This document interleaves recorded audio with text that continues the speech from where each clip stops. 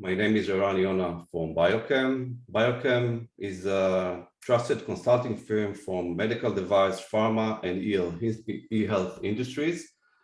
With over 15 years of experience, we have been providing end-to-end expert consulting services to biomed companies, including new product development, facilities laboratory design, audits and inspections, quality and GXP, validation, regulation, risk management, of course, and information security. I personally have 20 years multidisciplinary experience in the biomed industries, and we have, as a company, led more than 1,000 customers from initial design and development to regulatory approval, enable our customer to sell pharmaceutical, medical device, and e-health products and services globally. Thank you very much. So, hello to all the participants in our webinar today. I will speak shortly about one of the most significant areas in the biomed industries. It is risk management. Besides the fact that we all know that life is a risky business and risk in our personal as well as business life have to be identified, considered, and managed. By the way, we do it automatically without noticing day by day. We have to remember that the biomed industries are much more riskier compared to other industries. We are dealing with sensitive population, means elderly people, patients. We use invasive products and procedures, and we treat people with serious medical conditions. So it is risky. I'm a big fan of the Murphy laws. As you can see, these three laws covers all possibilities. The first law, anything that can go wrong will go wrong. The second law is something that does not supposed to go wrong will go wrong. And the third law, and the most important, it's Murphy law, can also go wrong. So we have to be prepared for everything and always in our biomed industry.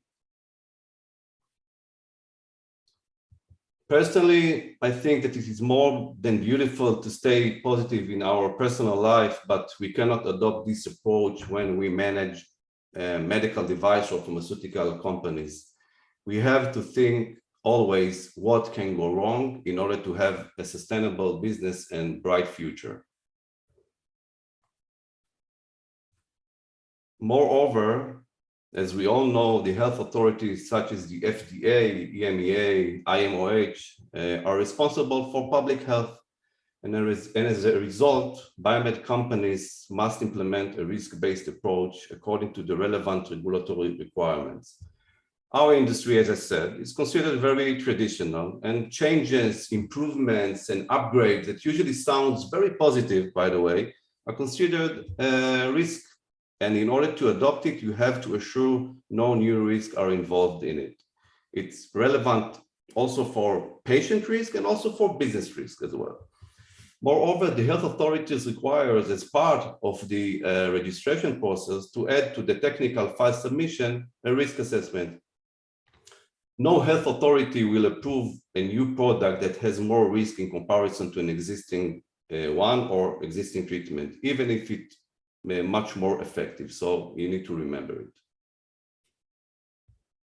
So the question is, can you mitigate all risks related to the product or the process? Of course, the answer is no. We cannot mitigate all risks associated. And even if we could, we should not do that. If we use the right risk analysis tool, we can know clearly which risk has to be mitigated and which do not. Let's have a few examples of where risk can come from. For example, poor design, an improper design that may pose a risk to the patient or to the user, and so on.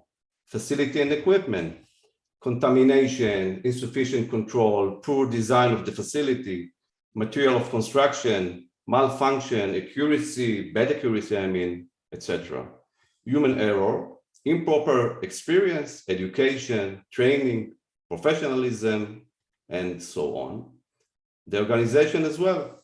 We are talking about operation system, quality management system, employees training, management awareness, monitoring of data, data review, compliance with regulatory and laws, and so on. We have also process and methods, operational processes, manufacturing processes, critical parameters, quality metrics, testing methods, quality control, product release specification. These are the topics that related to process and methods. We have also risk from material components or product.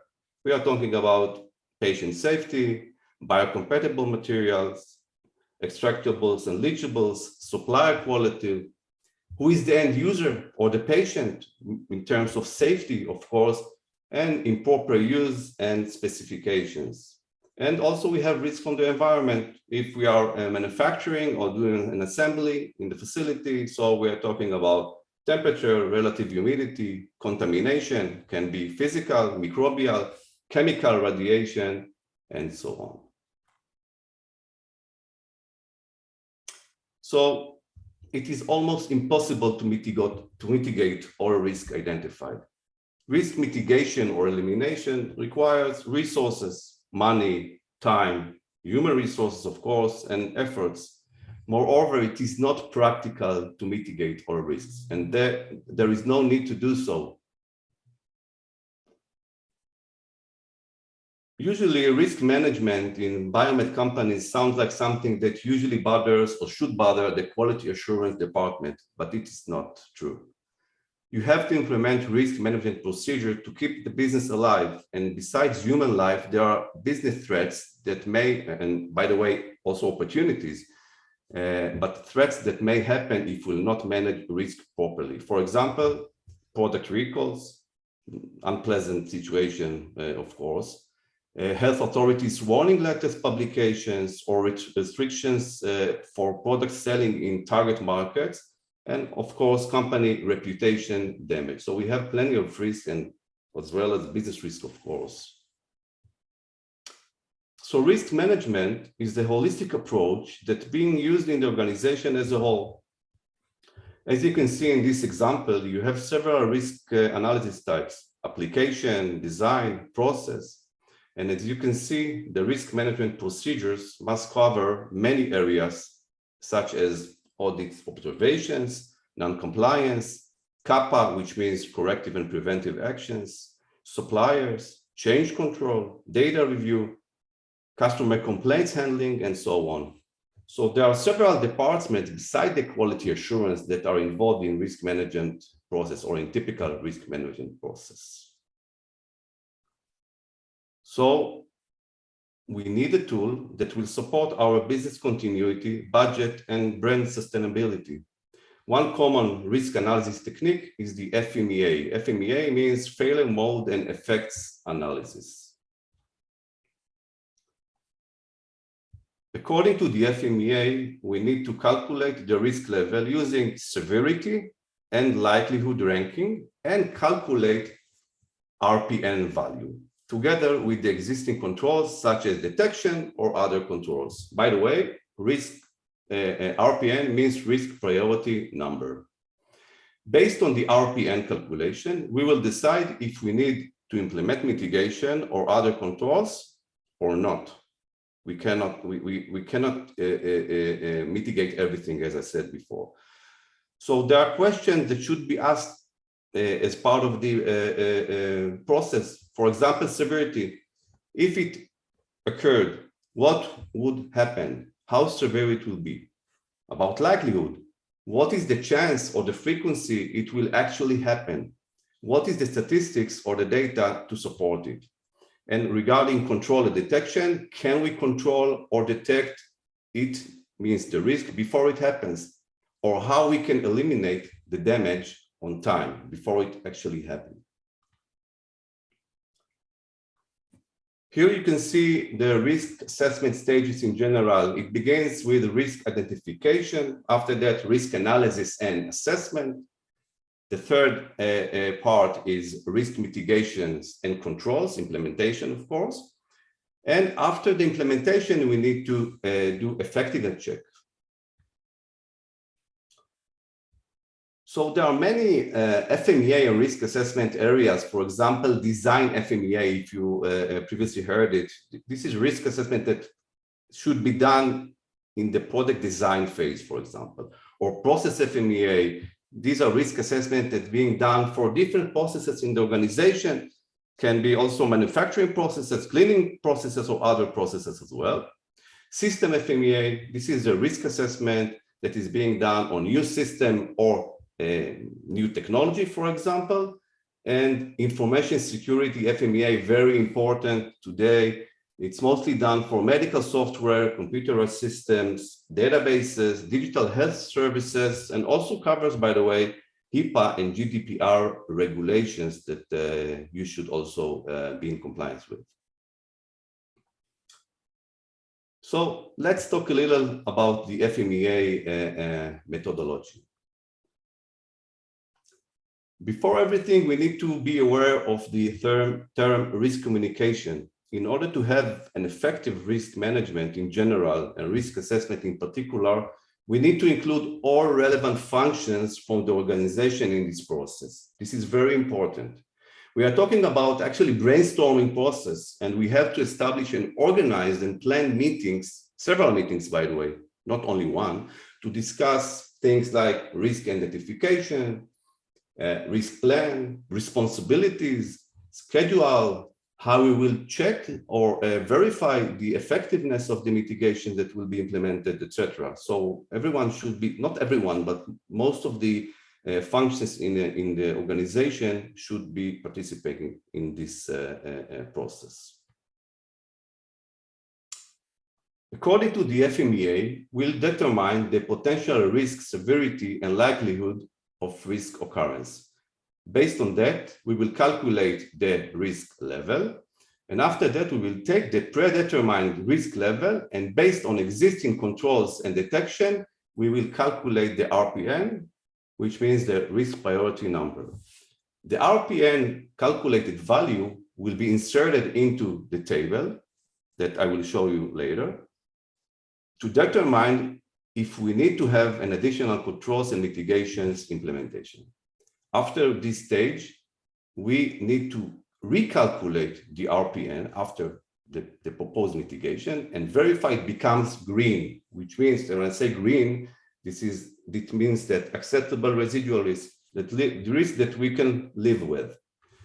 After the implementation, as I said before, we have to check if it was an effective mitigation based on real-world data or not. You can see here an example for how risk analysis severity table looks like. It is an example, and we are talking about invasive product, but not business risk, but this is the example. And as you can see, it defined based on the effect of the risk on the patient health from no impact or minor impact to life-threatening severity, actually. Here you can see an example for how the risk analysis likelihood table looks like. You can see that it's defined by percentage, and we have to have data and statistics to determine and support our likelihood ranking. Okay, we need to have all this information before we actually determine the likelihood level. And this is an example of the RPN and risk level table. The green ones, as I said before, you don't need to mitigate it, and it's very nice to achieve it always. I love to see the green ones in the beginning of the process, says that we don't have much work. The red ones must be mitigated, and the yellow ones, as you can see, will be mitigated or not. The decision is based on company internal risk management SOPs. As I mentioned before, we mitigate the high and mid RPN risk, and we need to ensure that theoretically the RPN becomes green post-mitigation. We need to implement the mitigation activities and control afterwards, and after the implementation, it takes several months usually. We need to have a meeting and actually complete the post-implementation effectiveness check, because we cannot be sure that our theoretical assumptions regarding mitigations will actually happen in the real world. Let's take an example of two risks in order to demonstrate the difference between red RPN and green RPN. Let's take one risk that related to CT scan AI analysis software bug, which is one risk, versus microbially contaminated painkiller tablet. By the way, I forgot to mention, the severity ranking cannot be changed as a result of mitigation. It stays the same before and after mitigation. So let's talk about the severity. The severity is high in the CT scan AI tool and low in the tablet. Why? Because nothing will be happening if you took a contaminated tablet, swallow the contaminated tablet. So let's say it is 2 in the severity ranking. On the other hand, fault in the CT scan analysis result, let's say false positive, which means someone that has cancer and went to CT scan and they told him, go home, everything is okay. And of course, this is a life-threatening because he goes home happily, but he has brain cancer and dies 6 months after. So the severity, as you see, is high and can be ranked as 5, okay? Regarding the likelihood, I cannot determine in the right now because we need to be based on accumulated data, validation results, facility, technology, clean rooms, for example, regarding the contaminated tablet, SOPs implementation, staff training, etc. So in the bottom line here in this example, controls and detection may not be needed for the tablet contamination risk and surely will be needed in the CT scan AI tool risk.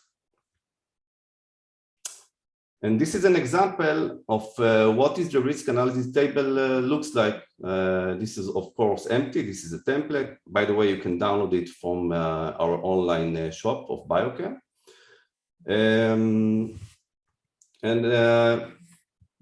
That's it. Thank you very much. I know it was short. This is very shallow brief about the risk management, but it will give you some kind of ideas how to use it.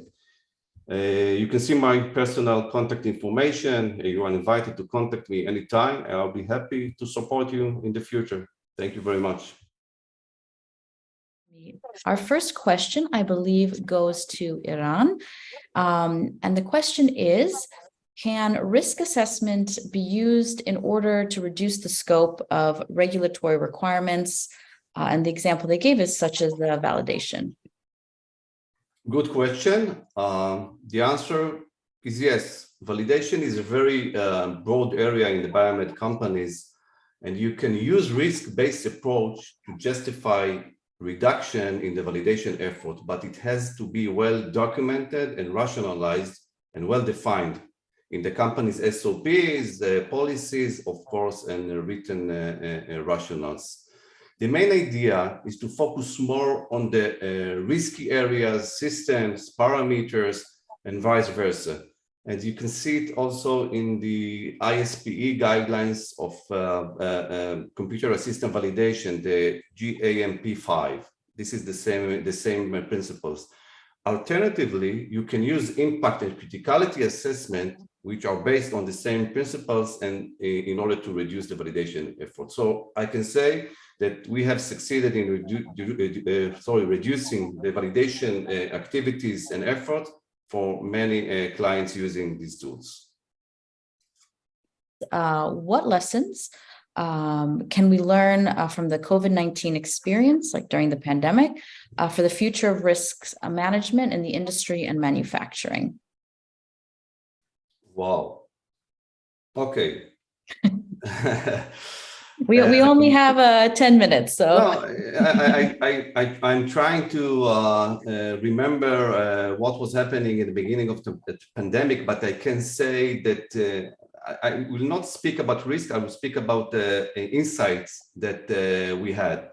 So we talked about we did a lot of upgrades regarding employees training, all the working in shifts, and all the handover of the information regarding the batch manufacturing, etc., in order to reduce the burden of the employees in the facility. Of course, working procedures, precisely preventing contamination, of course. Microbial monitoring, very important. We had to deal with besides the common microbial threats that we had an additional virus that we, from one hand, we don't want the employees to be infected, and we don't want the final product to be contaminated. So it was very challenging, and of course, it was many things were relevant for business continuity.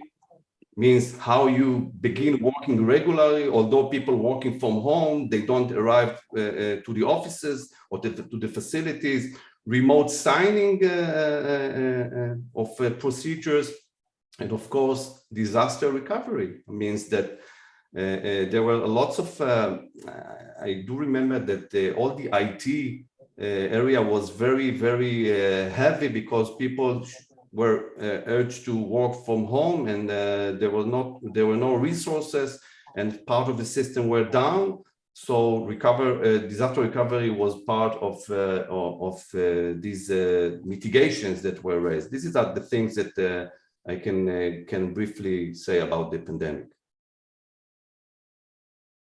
Wonderful. We have a couple of minutes left. And so I think the rest of the questions I'll have both of you follow up with at the end. But if you have a couple of last words, maybe Eran, just as a summary, last thoughts. Yeah. Now, how's the time? Thanks. So I do believe that risk management is very important for any company. Doesn't require to be biomed company, because we are trying to manage your business and do successful tasks in order to promote it. But specifically in the biomed industries, we have additional things that if we are not doing it voluntarily, we will have to do it according to the regulatory requirements, and also all the information security that sounds like irrelevant to biomed companies, it is relevant for biomed companies that want to work in the EU and the US. And besides the updates of the ISO 14971 in the 2019, this morning I received the notification that the FDA was published recently, the ICHQ9, regarding risk management, and there are additional requirements that you should be in compliance with. So follow it, and we are here for you in order to support. Thank you very much for the webinar, of course.